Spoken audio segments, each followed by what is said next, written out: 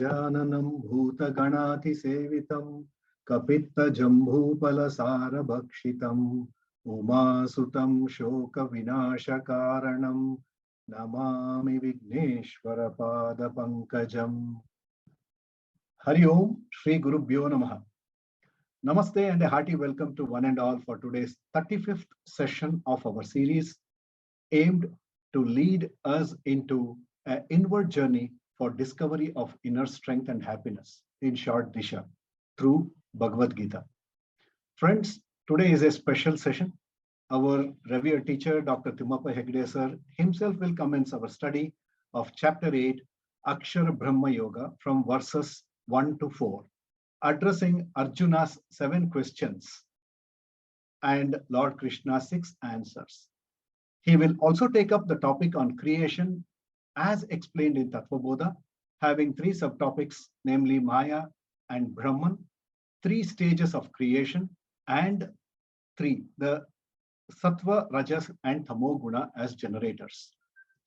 The talk shall be followed by a teaching quiz by Srimati Rama Gopal Krishna. Let us commence with chanting and explanation of Shri Vallabheti Varadheti Daya Pareti, the first verse or flower from the famous garland Mukundamala by Srimati Shyamala Shetty. Shyamala Madam, please. Hari Om, Shri Gurubhyo Namaha. To kindle the taste of Mukundamala, I have chosen a verse from Mukundamala. It is a very famous composition from a great devotee king called Kulashekara Alvar. This text is to experience and soak up our minds in deep devotion. The topics covered in this beautiful text are: what is nature of God, how in and through the world one can develop devotion for God, qualifications one must have, benefits of devotion, etc. are beautifully covered in this Mukundamala. Mala means garland, garland of beautiful verses on Mukunda. Mukunda means Muktim Dadati iti Mukunda, the one who liberates us. Next slide, please. Kulashekara Alvar is referred to as one of the Alvars. In the Vaishnava tradition, Vaishnava saints are referred to as Alvars, and in the Shaiva tradition, they are known as Nayanars. 63 Nayanars and 12 Alvars played a very important role between the 5th and 10th centuries in propagating the Bhakti movement in southern India. They were the Tamil poet saints. Kulashekara was a king who ruled Kerala for 12 years in the 8th century AD. He threw off the reins of kingdom and started out on pilgrimage to the holy site of Sri Rangam, and most of his time he spent in the abode of Lord Vishnu there. He expressed his devotion as, I am, in essence, the Lord himself. He was a saint like Janaka Maharaja. His deep devotion was expressed through beautiful compositions. The verse which I selected is in the next slide.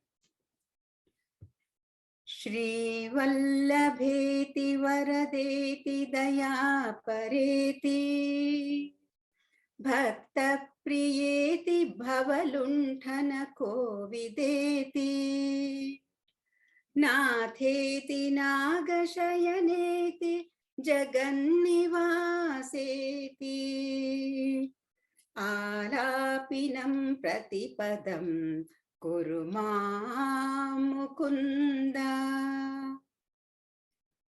What is the nature of the Lord is presented in this verse.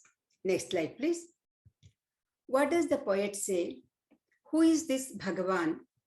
Bhagavan is Shri Vallabha, means the Lord of Shri. So Shri has to be understood as everything: prosperity, power, knowledge, virtues, dispassion, name, fame, wealth. Shri Vallabha. Then Natha, the master, that supreme Lord to whom everything belongs. Next one is Nagashayana, Bhagavan lying on Naga. What is this Naga with 1,000 hoods? Our own mind. When it is turned towards the world, only plurality. When the mind is turned within, the experience is Sakshat Vishnu. Vishnu means all-pervading one. In short, this Bhagavan is our own self, pure consciousness within. So what is the nature of self? Jagan Nivasa. Other than this Bhagavan, nothing else exists. Though this Lord is all-powerful, etc., he is also Dayapara, an embodiment of compassion, ever willing to give this knowledge. In order to receive his compassion, we should become Bhakta. Then he will become Bhakta Priya. When Arjuna surrenders unto Bhagavan, Shishyastheyam Shadimam Tvam Prapannam, then starts the entire Bhagavad Gita. So he becomes Bhakta Priya. Next, what does he do? Next, Bhavaluntana Kovidha. Kovidha means he is an expert. Expert in what? In destroying Bhava, this birth and death cycle. Not only he lifts us from all our miseries, Varada, he blesses us. The greatest blessings is he makes us one with him. The knower of Brahman becomes Brahman. Now, what is the request of this devotee Kulashekara Alvar? Alapanam Pratipadam Kurumam Mukunda. My only request is, may I cry only for you. If I am not desiring for you, O Bhagavan, it is a greatest tragedy. Please create that desire in my mind. Kurumam, my prayer and desire should be so strong that when I remember you, let tears come from my eyes. Whenever tears come there is genuineness. This is the prayer from Kulashekara Alvar. This is a beautiful prayer. May all of our prayers be this. Hari Om, Shri Gurubhyo Namaha. Thank you, Shamala, for giving us a nice introduction and chanting of the opening verse of Mukunda Mala. Sada Shiva Samarambam Shankaracharya Madhyamam Asmadacharya Paryantam Vande Guru Paramparam. Om. In today's class, I have the opportunity to explain the first 4 verses of Bhagavad Gita chapter 8, where Arjuna asks Shri Kṛṣna 7 questions. But before that, we have to touch the Tattva Bodha topic on creation and also some insights about Brahman and Maya. And as these topics are extremely subtle, let me begin with the Tattva Bodha aspect of it. Let us look at what is common between Brahman and Maya. There are 3 important commonalities between Brahman and Maya. The first is both Brahman and Maya are anadi. They are beginningless. Together, Brahman and Maya are responsible for this entire creation, and Brahman and Maya is considered as Īśvaraḥ. What are their differences? Their differences are many. I have listed out the main differences. Brahman is of the nature of consciousness, whereas Maya is the seed of the matter principle. Brahman is nirguna. It has no attributes. Maya is full of attributes. Brahman, or the greatness of Brahman, is nirvikara. That means it does not undergo any modification, whereas anything material undergoes modification. Brahman is considered as Satya. Satya means there in all 3 periods of time. It is independently existing, whereas Maya is Mithya. Mithya means it has a dependent existence. There is another important functional difference between Brahman and Maya. Brahman comes under the domain of the seer or drik, or the experiencer, whereas Maya is that which is experienced, whereas Brahman can never be experienced. Aprameya.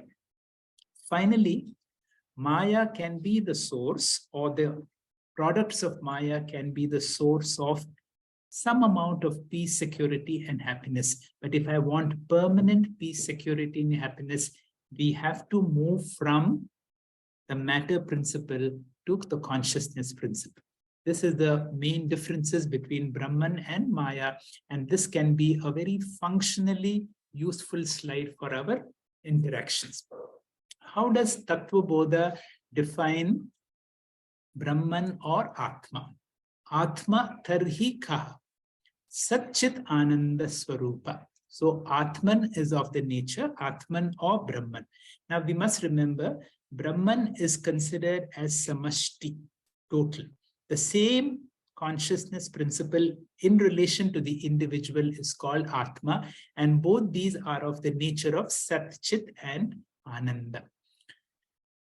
The Brahmananda Valli, the opening verse, has a wonderful definition. Om Brahmavid apnoti param. Now this verse needs to be reflected on, and this is a source of great inspiration because it says the one who knows Brahman attains the highest. There can be no greater accomplishment in this world than Brahmavid, to be the knower of Brahman. Tadesha Bhyukta Satyam Jnanam Anantam Brahma.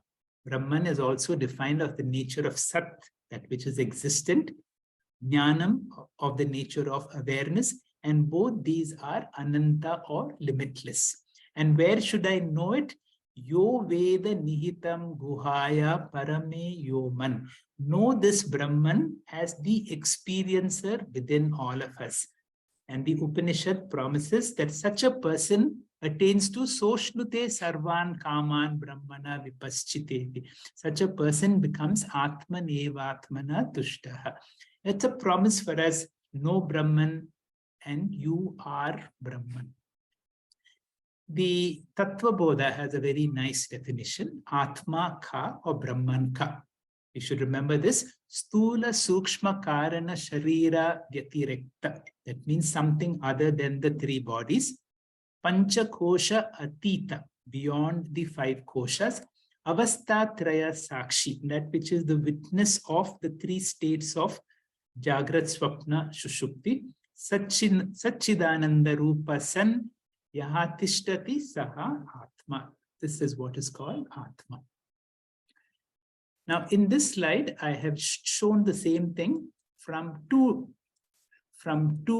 aspects, as the individual and as the total.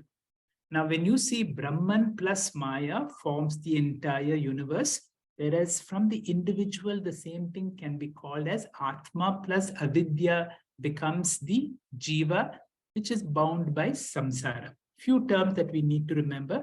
The individual is called the Pindanda, which is also called the microcosm or the Vyashti or the Jiva or the individual. The same thing from the total can be called as Brahmanda, the macrocosm, Samashti or Īśvaraḥ. The word creation is not generally preferred in our tradition because we don't want to use the word creation, because creation means something new has come. The word better is manifestation. That means it appears, disappears. It comes and it goes. And it can be seen at two levels, both from the Vyashti level, that means the individual, and from the Samashti. Just like a seed becomes a plant and then becomes the tree, so too the entire creation in the seed form is called Maya. And then there is the intermediate form or the subtle phase. And in the subtle phase, it is called the Sukshma Prapancha Abhivyakti, where it is in the stage of becoming in the plant form, and then the gross universe manifests. So you can see in the picture, Maya is seen as the seed. From an individual, it is called Avidya. Then you have the subtle universe or the Sukshma Sharira from the intermediate stage or the plant stage. Then we have the whole creation coming in the form of the gross universe and the gross world. Now, once the whole creation starts from Maya, it comes into the seed form and then into the gross form. What happens after some time? From evolution, it goes back to involution. So this is the whole process. From the picture, you see the seed form, that is Maya. Then there is a subtle universe, which can be considered like the thought. And then finally is the gross universe. There is a Bhagavad Gita verse which says, Avyakta dini bhutani vyakta madhyani bharata. So from the unmanifest, it comes to the manifest. And from the manifest, it goes back to the unmanifest. So the seed of all creation is Maya. And Maya, because it is in the seed form, it is not evident. And then from the seed comes the subtle form. And once it comes to the subtle form, Maya has got Trigunatmika. That means it has got three gunas which are intertwined. Sattva, which is of the nature of awareness or sentiency, the knowing faculty. Rajas, which is dynamic.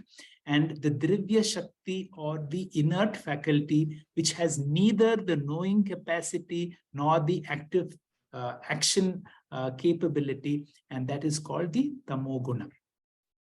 In discussions, you hear three Shaktis: Jnana Shakti, Ichcha Shakti, or Kriya Shakti.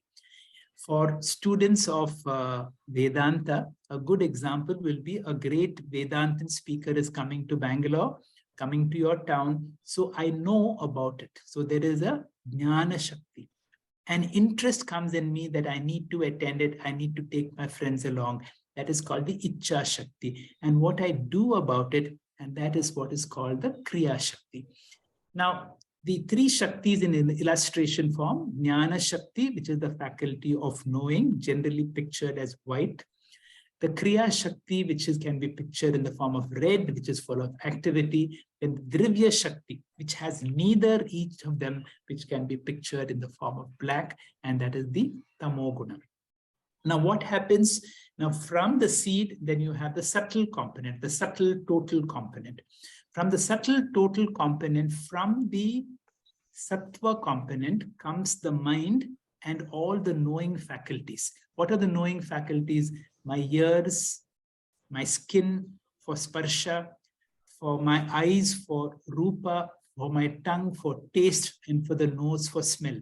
So all these organs which help me to become aware of the world. So these are called the sense organs, and along with the mind come from the Sattva component.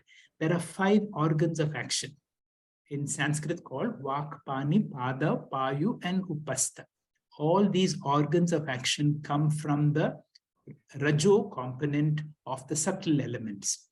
From the Tamoguna component of the total comes the gross universe and the gross body.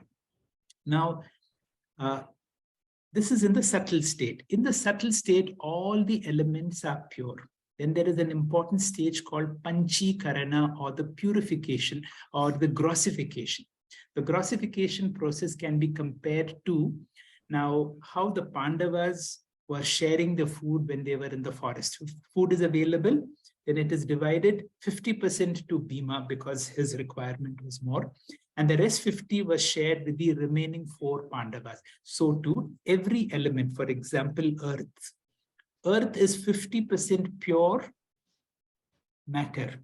But then there is the water component. That means the remaining half of earth will have 1/4 of the air component, the fire component, the water component, and all the other components come to 1/4, 1/4, 1/4. And that is how the process of grossification happens, as shown in the illustration. We now move to the next topic, that is the first 4 verses of the 8th chapter of the Bhagavad Gita. The 8th chapter of the Bhagavad Gita is based on the last 2 verses of the 7th chapter of the Bhagavad Gita. And if you have to give a lot of importance to these questions, we have to quickly see the entire 7th chapter. I know we have recently studied the 7th chapter, but I would like to take you to the 7th chapter, and I'm going to give you the highlights of the 7th chapter of the Bhagavad Gita. It was a new Shatkam. Sri Kṛṣna on his own makes a great offer to all of us. He says, you will know me completely. I will introduce myself to you. It is almost like coming to face with God. Are you ready for that? So Kṛṣna makes a promise, and his words are Jnanam Teham Savijnanam Idam Vakshami Asheshataha. I will give you it very clearly. Yat Jnatva. Once you know this knowledge, there is nothing more that remains to be known in this life. So after giving us a glorious introduction, he begins this chapter by saying, there are two aspects about me. And these two aspects are called the para prakriti or the apara prakriti. The para prakriti can be taken as Brahman, the apara prakriti can be taken as Maya, also as consciousness and matter. Now you will realize how important the Tattva Bodha aspect that we just discussed is so important. The Drik, the seer and the seen. The Satya, the Mithya, the non-changing and the changing. So Sri Kṛṣna says, I will teach you all about my higher nature. Then he begins about the apara, the first few verses of the 7th chapter, where he introduces this whole world is none but an extension of me. For example, the dancer and the dance, can you separate? You cannot separate. You cannot separate God from existence. So therefore, if you become more sensitive, Sri Kṛṣna through the vibhuti, rasoha mapsu kaunteya, mattaha parataram nanyat kinchidasti dhananjaya, my sarvam idam prottam. So Kṛṣna in so many ways in the 7th chapter introduces that he is available for us if you can be more perceptive in and through this entire creation, but in an unmanifest way. He does not tell us that the one who's seeing is the real Sri Kṛṣna principle that we will study in the course of time. So God is present in everything and everywhere. Even though God is present everywhere, why is that we see this only in our classrooms, but when we go out into this world, suddenly the world becomes so different. The world is world and God is in our temple and in our prayer rooms, and we don't see God in our world when we interact with our family members and others. Then Sri Kṛṣna says, all this problem is because of Maya. Maya has an avarana shakti which prevents you from knowing your true nature, and it projects a false nature. This Maya shakti is so strong, and if you have to overcome, he gives us a formula, and that formula is bhakti. And he says, if there is bhakti in your hand, so then he introduces sakama, nishkama, chaturvida bhajante ma. He said there are so many categories, and of them all, the greatest is a jnani. Can you be a jnani bhakta? And this chapter goes on, and suddenly towards the end of the chapter, Sri Kṛṣna suddenly realizes, I have made a great promise, but I have not been able to deliver it. And in the last two verses, he makes another phrase, Jara Marana Mokshaya. If you want moksha, if you want freedom from old age and death, you have to know what is Brahma, what is adhyātmam, what is karma, how you should know it Kṛṣnam completely, and you should know it akhilam in totality. He continues in the next verse. Additionally, you should know what is Adhibhūtam, what is Adi daivam, and what is Adhiyajñā. And he says such a person in the prayana kala, towards the end of his life, will attain to me, will remember me. And that is the glorious conclusion of the 7th chapter. Now, Arjuna or any bright student will suddenly remember, what is this Sri Kṛṣna is talking about? And this becomes the seed for the 8th chapter. So all of us ardent students, after listening to Sri Kṛṣna, promise us that he's going to tell us about our higher nature. There is nothing more to be known. Suddenly he brings in 6 technical terms. Kim tat Brahma, what is Brahman? That becomes our question. Kim adhyātmam, what is adhyātma? Kim karma, what is Adhibhūtam? What is Adi daivam? What is Adhiyajñā? And Arjuna goes one step, I do not know how he knows it, and he says, where is this Adhiyajñā placed in this body? And finally, he uses this word, Niyata Atma Bihi. That means those who are self-controlled, will be able to remember Shri Krishna at the time of death? So that becomes his question. Now, I want to be a self-controlled person who will remember you all the time and also at the time of death. And then he uses a very special word, which commentators have dwelled a lot on that word, Madhusudana. Madhusudana means the one who destroys all our karmas. Remember, Shri Krishna has said, Jara Marana Mokshaya. That means if you want moksha, that if you don't want punarapi jananam, punarapi maranam, punarapi jananam happens because of our karma. And our karmas can be destroyed by whom? By Madhusudana. So that is why there's a significance of this word, Madhusudana. Now let us quickly look into these terms, these 6 terms. Dear friends, all of us now have made this commitment. Jara Marana Mokshaya. I want to be free from aging and death. I will therefore do whatever Shri Krishna says. I will Akhilam and Kṛṣnam know what is Brahman. So to know Brahman, Shri Krishna himself will answer what is this Brahman. And Shri Krishna's answer is extremely brief, extremely cryptic. Of course, we have Swamiji to help us to understand. And if you go through these answers, you will know what Brahman is. Shri Krishna says, Aksharam Brahma paramam. Aksharam, that which does not undergo any modification, that which kshiyate, does not undergo any change, that is Brahman, and that is the highest. And that is of the nature of Sat Chit Ananda. We have already defined Atma in so many ways, and that is what is called Brahman, of the nature of Sat Chit Ananda. Please refer to our earlier classes and also the Upanishadic classes. Now, my vision is I should know what is Brahman. The same Brahman within me is called adhyātmam. And how does Shri Krishna says? Svabhavam adhyātmam uchyate. Svabhavam. Our essential nature is Atma or consciousness. If consciousness of Brahman is everywhere, that Sat Chit Ananda principle should be there in me also. That awareness principle is adhyātmam. Remember, all these are very briefly answered, but if somehow we understand these terms, Kṛṣnam and Akhilam, then we have the answer to all the sufferings, or then there is no more Janma for us if you take that decision. Then the question is, what is karma? And how does Shri Krishna define in the 8th chapter? He says, Bhuta Bhava Udbhavakara Visarga Karma Samjitaha. Karma can be defined as Bhuta, all the beings, Bhava, Udbhavakara, that which brings into existence everything. That means the entire creation in front of you is a product of all our past karmas. What karma? Not my past karma is responsible for this body. But then I not only have this body, I'm exposed to this entire world. And this entire world is the product of not only my karma, but everybody's karma, this collective karma. During this pandemic, we know what is this collective karma. During global warming, we know what is collective karma.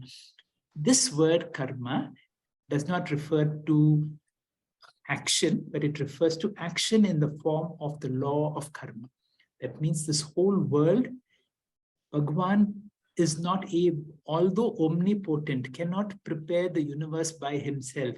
He requires our karmas. So the world is a product of the omnipotent Īśvaraḥ clubbed with our karma. So I get a particular karma based upon my past karma and also the collective karma of all of us. That is the meaning of this term karma. What is Adhibhūtam? Adhibhūtam, Shri Krishna defines us as Kshara Bhavaha, that which undergoes decay, the matter principle, whatever is experienced. And in the 13th chapter, we call that as Kshetram, and in the 15th chapter, we call it as Kshara Purusha, that which undergoes modification. Anything other than my real nature, other than my Atma, including my body and mind, comes under Adhibhūtam. Now, this is an important topic. We need to know what is Adi Daivam. Shri Krishna says Purusha, and Swamiji says Now, Kṛṣna is giving us a little confusion by using the term Purusha. But Adi Shankara has defined Purusha as none other than Hiranyagarbha. Now, what is Hiranyagarbha? In Mandukya, we divide this waking world into the experiencer and the experience. The experiencer is called Vishwa, the experience world is called Virat.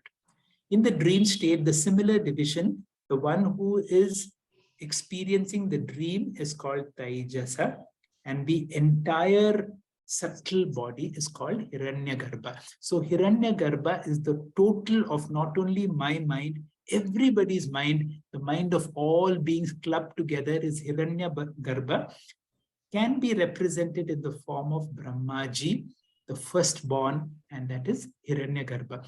Hiranyagarbha is not only the Deva who is the principal Deva of all the Devas. For example, my eyes, my ears, all my sense organs are presided by Surya Devata, and each of these organs have a Deva. The Deva for all of them is Hiranyagarbha. So we know this term. We come to the last term. What is Adhi Yajna? And Shri Kṛṣna says, Ahameva, I am the Adhi Yajna. I reside within the heart. Arjuna asks, where does the Adhi Yajna says? I am residing within the heart. Adhi Yajna is Īśvaraḥ. Īśvaraḥ is Brahman plus Maya. And because of the Maya component, Adhi Yajna has the ability. Adhi Yajna means all my actions should be in the form of a Yajna. Even this action of doing this class should be Īśvara Arpana Bhava, an action. So for an action, there should be a karma, phala, dhāta who knows my motive. And the Shri Kṛṣna principle within me is the Adhi Yajna who knows my actions, the intention of my actions, and therefore he can be the karma phala dhāta. So Adhi Yajna is also called Narayana. Naram means beings, Ayanam means the one who resides within all beings. Now we have got all the 6 terms. One more small story about these, about Adhi Yajna. I have shared this story before about a certain master who had 2 students and he wanted to find out who's going to be his successor. To both of them, he gives them an envelope. 24 hours, I want you to destroy it in a place where there is nobody. The first person goes to a room, ensure there is nobody, destroys the envelope, comes back to the teacher.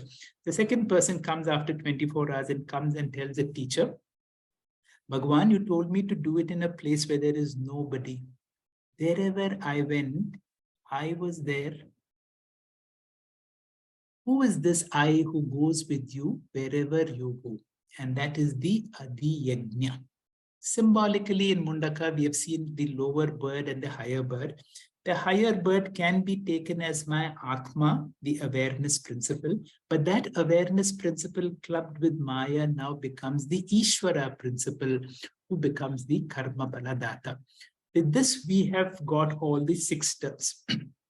Finally, there is the next verse which talks about the importance of remembering God at the time of birth. Now, for those of us, if you are very clear about these 6 terms, we have attained to what is called Sadhyo Mukti. You become a Mukta in this life itself, because now I know I am no longer this body. The body is only mine, and the body is subject to karma and whatever. I am Atma Brahma. I cannot be affected by anything that happens in this world. And the more I anchor on it, I've got Sadhyo Mukti. However, we will not take chances. We will also remember Īśvara all the time, so that we have a second option that is called Krama Mukti. In case I do not develop the get Jivan Mukti, but if I remember Shri Kṛṣna or Bhagwan all the time, I'm able to attain to Krama Mukti. I will conclude by a few practices that we need to do to be able to attain to remembering Īśvara all the time. Now, work as if we are going to live forever, live as if we are going to die today. Every evening, we can use this prayer. Hiranmayena patrena satyasyapi hitamukam tatvam pushanna pavranu satya dharmaya drishtaye. These are the beautiful prayers which come in the Īśvaraḥ Upanishad, which reminds us that every evening can be the evening of my life. And the more I bring in Bhaja Govindam, Govindam Bhaja Modamate, Samprapte Sam Nihite Kale, other than Govinda, nobody else will.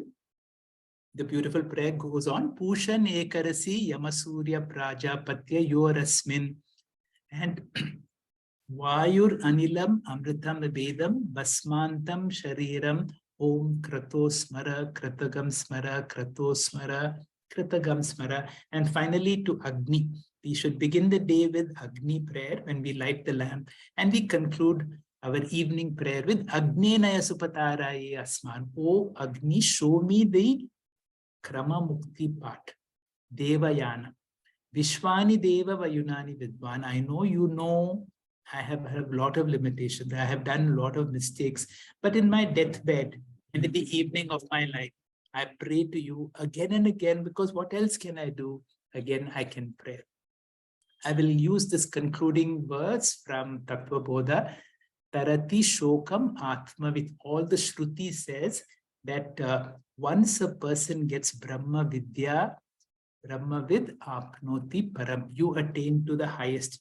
And such a person, Tanum Tyaga, where do you drop your body? Whether my body drops off in Kashi or in an inauspicious place, what does it matter? It does not matter, because now I have attained to an understanding that I am not my body. And so how I die, where I die, does not matter at all. I'll conclude with this beautiful Shiva Sankara stotram, which says, Ati Bhishana Kalubhashana Yamakinkara Patale. Ati Bhishana Kalubhashana. You know, the Yamakankaras are not polite, polished people. And if you have lived a life like all of us who are used to being treated well, at the time of death, these uncultured people are let loose. Yamadutas are not cultured people. They say whatever they want to say. Maranagama Samaye, at the time of death, Kruta Thadana Paripidana. You know, these people come and torture you and distort you. And you know, the time of death, we see a lot of people going through a lot of physical and emotional discomfort at the time of death. And particularly for us as doctors, this prayer is very, very relevant. And at this time, let us remember this prayer. You know, what happens to my body will happen to my body. Whatever happens will happen. But what can I do about it? I can invite Lord Shiva and Parvati.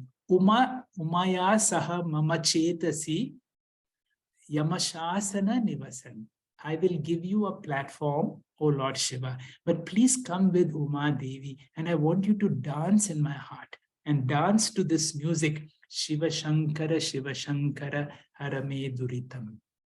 Hari Om. Thank you very much. Om Shri Gurubhyo Namah. Ramaji will conduct a teaching quiz. Ramaji, please. Hari Om. Shri Gurubhyo Namaha.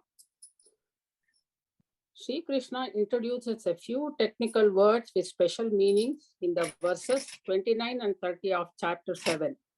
Arjuna asks 7 questions for clarification regarding those words in the first 2 verses of the 8th chapter.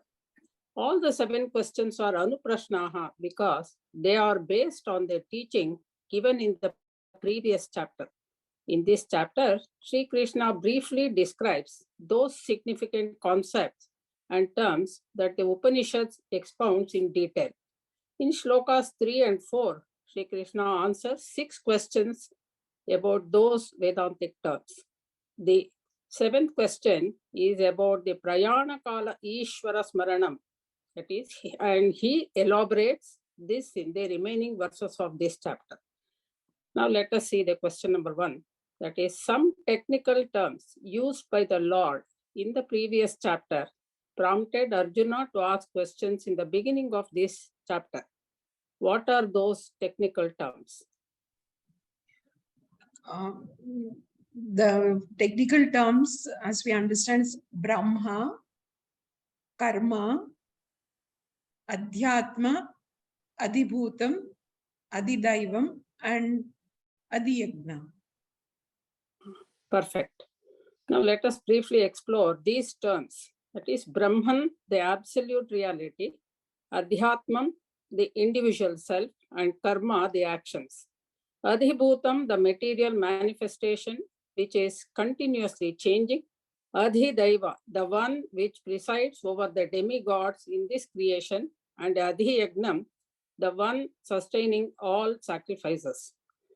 Of the 6 terms mentioned, except Brahman, all others are apara prakriti, that is his lower nature. Brahman is druk and the rest are drushas. The prefix adhi means adhikrutya, connected to. Brahman connected to something. It is like that. Moving on to the next question.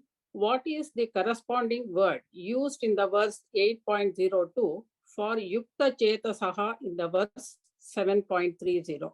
Please answer referring to the shlokas. Is it niyathatmabhihi? Yes, perfect. In this, it is a yukta chetasaha, meaning those people with focus or priorities in life. Basically, it means nishkama bhaktas. Niyathatmabhihi is the one who are self-controlled ones seeking krama muktihi. That's the only thing. It's almost same.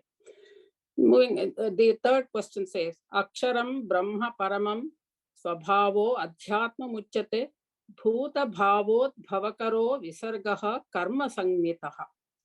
In this verse, the significance of the word paramam does not indicate, please note, it does not indicate the eternal and changing principle, the transcendent Brahman, paramarthika satyam, or the eternal and non-changing principle. Yeah, it obviously is the eternal and changing principle, because it's changing is not a property there of paramam. Correct. Brahman is eternal and unchanging and is known as kūtastha nityam, whereas Maya is eternal and changing and is known as pravaha nityam. Now let me give a short note on the word adhyātmam in this verse. In this shloka 3, the word adhyātmam conveys the embodied one. Pujya Swami Paramarthanandaji gives a beautiful analogy of space to explain adhyātmam.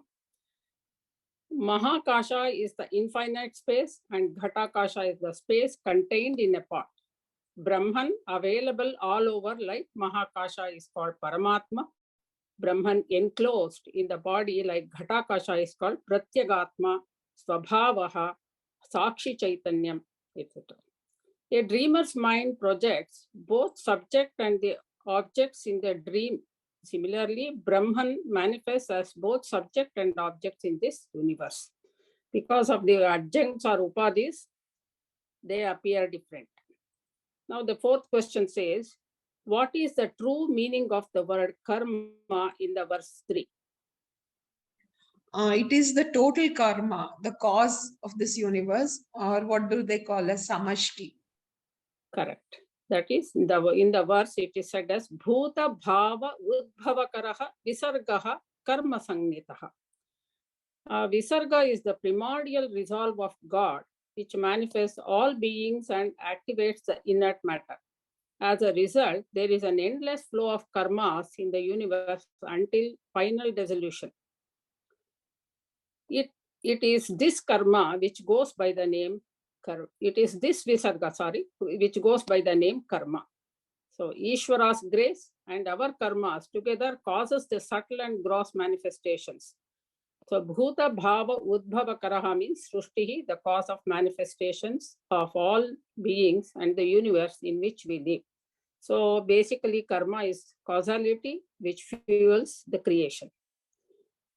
And the next question is from the verse 4. Adhibhūtam ksharobhavaha purushashchādi daivatam adhiyajño ahamevatra dehe dehabhrutam vara.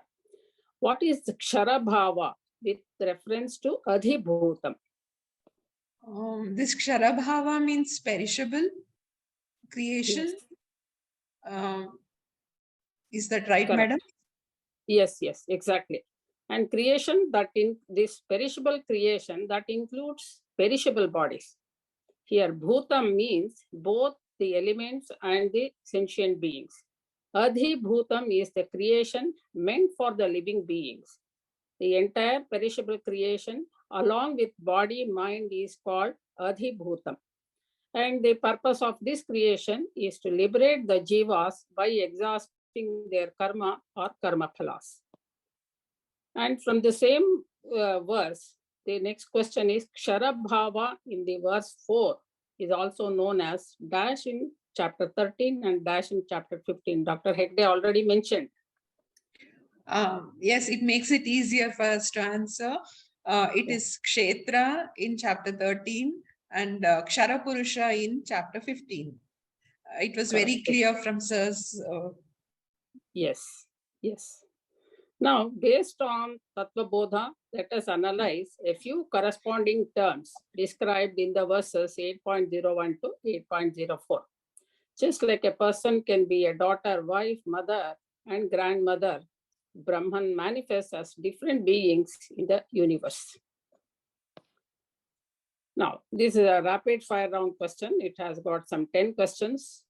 So, the name of pure consciousness by itself is called Brahman. Consciousness. Brahman. Or Nirguna Chaitanya. Okay, both are correct. The consciousness enclosed within the individual body is? Sir explained this as adhyātmam. Correct. Or Pratyagatma, it is also called Pratyagatma, and it is the embodied one at the microcosmic level. The word used by Sri Kṛṣna for adhyātmam. Swabhava. Correct. The consciousness enclosed within the total subtle body. I think it's Adhi daivam. Is it correct. right? Yes. Adhi daivam. In Tattva Bodha, it is named as Hiranya Garbhaha. All yajnas are directed to dash. Adhi Yajna. This. Correct. Adhi Yajna is Īśvaraḥ. As karma phala dhāta, he witnesses every yaga, including Panchamaha yajnas performed. The consciousness manifesting as the gross universe. Gross creation means it should be Adhibhūtam. Correct, exactly. The consciousness as the destroyer of ahankara. Madhusudana, as per this verse. Yes, Arjuna addresses Kṛṣna as Sri Kṛṣna as Madhusudana. The word Bhuta Bhavodbhavakaraha refers to dash. All the karmas. Yes, which manifest all living beings. Okay, the karmas which manifest all the living beings. A selfless divine act Is Yajna. Is Yajna, correct. The reality behind Jiva and Īśvara. Brahman, the only reality. Yes, Brahman, the only reality. Just like gold is the reality behind all the ornaments, Brahman is the reality behind Īśvara and Jivas and the universe. Now, let me explain the Tattva Bodha creation as explained by Tattva Bodha. Tattva Bodha, a basic Vedantic text, explains the creation of this universe in 3 stages, namely Karana Srushtihi, Sukshma Srushtihi, and Sthula Srushtihi. It is done at both Vyasti, the microcosmic, and Samashti, the macrocosmic level. Now let us see Karana Srushtihi. The absolute reality Brahman in association with his power, Maya, is called Saguna Brahman. Saguna Brahman is called Īśvaraḥ. In the shloka, the word used to indicate Īśvara is, what is that word? Adhi Yajna. Adhi Yajna. Perfect. Maya with its 3 gunas is the seed of this universe. Avidya is the seed of the subtle and gross bodies. This stage is the Karana Sthiti, Srushtihi, or causal creation. So Īśvara with Karana Prapancha contributes to the creation of subtle and gross universe. Jiva with Karana Shariram contributes to the creation of subtle and gross bodies.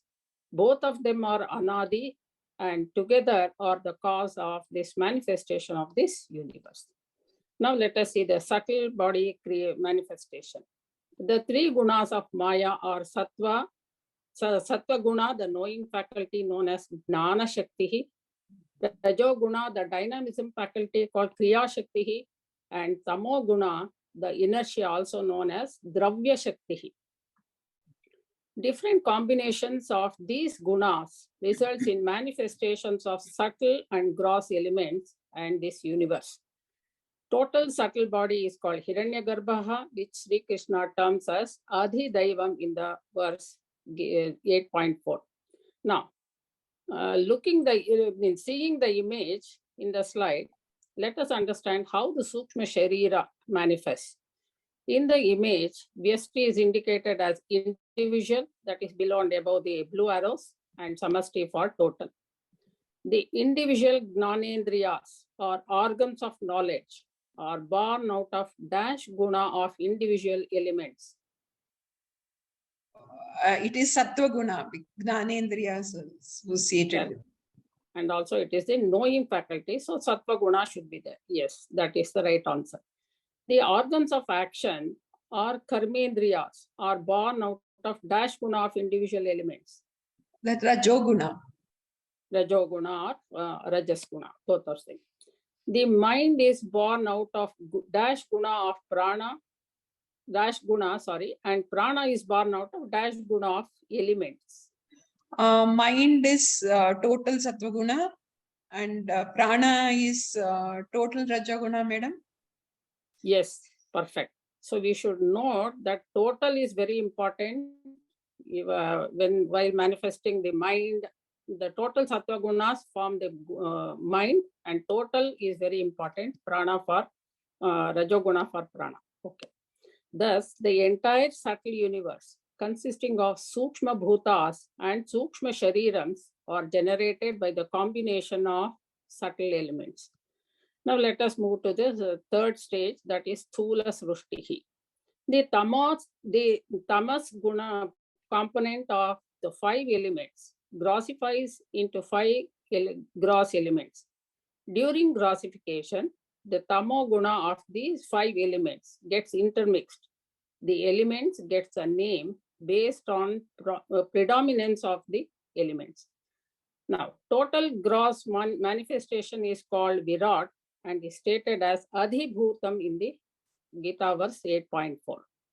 Now the question is, the intermixing of tamo gunas of 5 subtle elements is called dash. This was mentioned by sir in his presentation, grossification. Grossification, and the Sanskrit word for that is panchikaranam or grossification.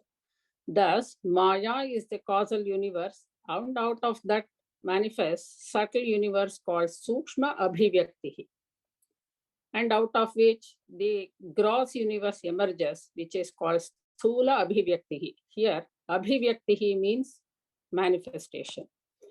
Now, let me give a little thing about 2 sentences about Madhusudana.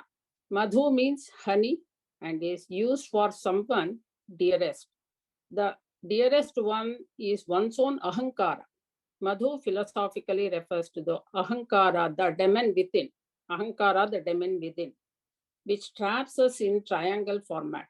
Bhagavan in the form of Guru destroys ahankara and takes the disciple to binary format. This is very important. This is where the role of Guru is.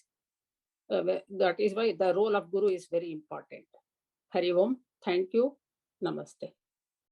Friends, on behalf of Param Vedanta, I would like to express a hearty thanks to all the participants who have joined us for today's session. Shamala Madam for melodious chanting, evoking Bhakti Bhava in the listener and explaining the divine shloka. Dr. Timmappa Hegde sir for an enlightening session. To Srimati Rama Gopal Kṛṣna for a well-crafted and educative teaching quiz. Continuing our study of Daivasura Sampad Vibhaga Yoga, on Friday, 18th November, we shall be back with verses 19 to 24 of chapter 16. Remember to join us on time. That brings us to an end of today's program. Let us conclude with the Shanti Mantra. Om Purnamada Purnamidam Purnat Purnamudachyate Purnasya Purnamadaya Purnameva Vashishyate. Om Shanti Shanti Shanti. Harihi Om. Shri Gurubhyo Namaha. Harihi Om. Shri Krishna.